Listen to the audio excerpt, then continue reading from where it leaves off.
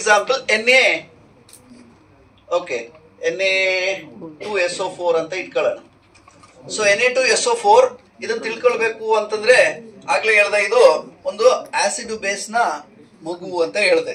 Okay, ತಮಾಷೆಯಾಗಿ ಅದನ್ನೇನ್ ಮಾಡ್ಬೇಕು, ನೀರಿಗೆ ಹಾಕ್ಬೇಕು. ಹೊತ್ಕೊಂಡು ಹೋಗಿ ನೀರಿಗೆ ಹಾಕಿದ ತಕ್ಷಣ ಅದ್ರ ಅಪ್ಪ ಅಮ್ಮ ಓಡೋಡ್ ಬರ್ತಾರೆ. ಇದು H+ ಆಗುತ್ತೆ, ಇದು OH- ಆಗುತ್ತೆ.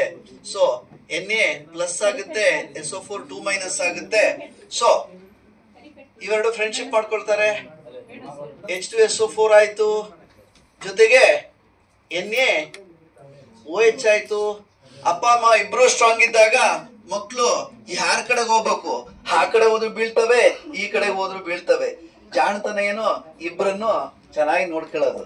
ನಮ್ಮ ಹುಡುಗರು ಹಂಗೆ ತಾನೆ, ನಮ್ಮ ಮನೇಲಿ ನಮ್ಮ ಮಕ್ಳು ಅದೇ ತರ ತಾನೆ, ನಾವು ಅದೇ ತರ ತಾನೆ ಮಾಡಿರೋದು. ಸೊ ಯಾರೋ ಒಬ್ರು ಸ್ಟ್ರಾಂಗ್, ಒಬ್ರು ವೀಕ್ ಆದ್ರೆ ಯಾರು ಸ್ಟ್ರಾಂಗ್ ಇರ್ತಾರ ಅವ್ರ ಕಡೆಗೆ ಲಾಭ ಇದೆ. ಯಾವ್ದು ಲಾಭ ಇಲ್ಲದೆ ಯಾವುದೂ ಇಲ್ಲ.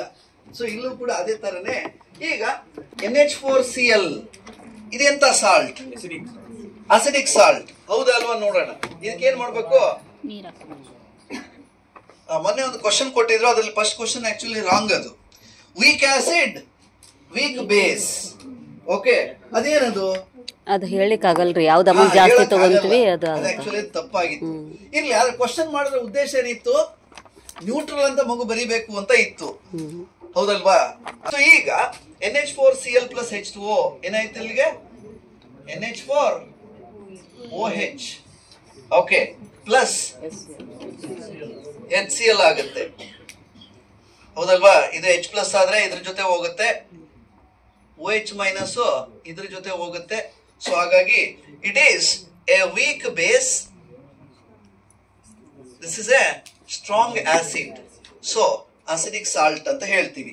The solution of NH4Cl is acidic in nature ಅಂತ ಗೊತ್ತಾಗುತ್ತೆ.